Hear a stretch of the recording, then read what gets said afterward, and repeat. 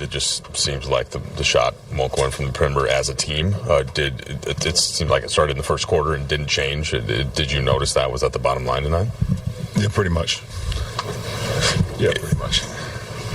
You guys try to do other things, attack the rim, get shots from two, but is there anything that you can do there defensively to try and swing things in the other direction? Defensively?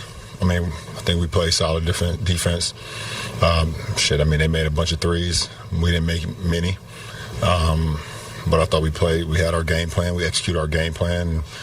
And tonight was just one of those cases where you didn't make shots.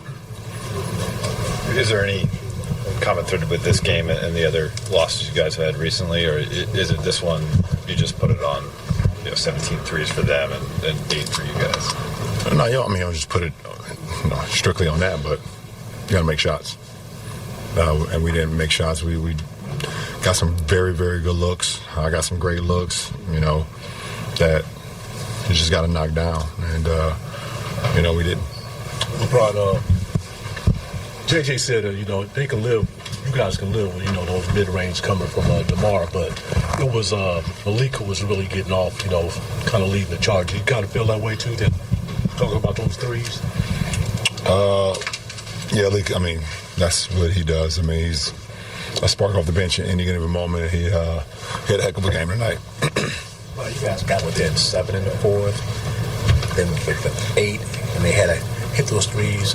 How much does that just tax on defense, trying to stop, plug here, plug there? He was fighting uphill, obviously, except from the first 8 minutes of the game, we were just fighting uphill, and trying to get stops, multiple stops in a row. But any shot that they make, especially from three, is always going to feel like a backbreaker, especially in a late game like that.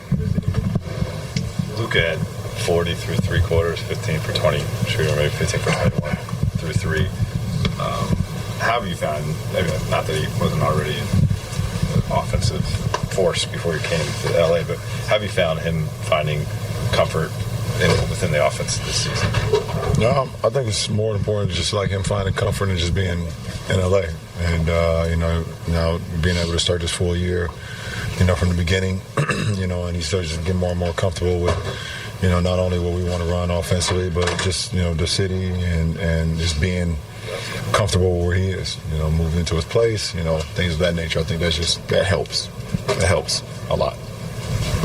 You guys are still 9 games over 500, despite losing 7 out of 11. And you've been preaching the patience with the injuries, once we're healthy. What's it take to kind of stay in that mode of if we keep pushing?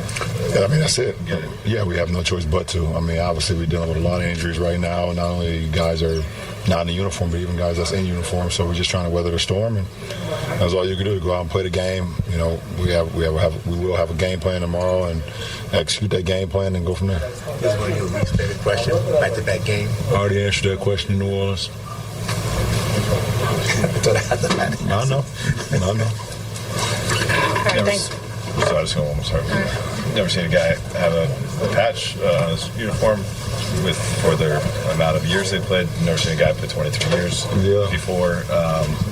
What do you think about that kind of distinction? And just what do you think about having on? Just super cool, super surreal, super humbled, blessed.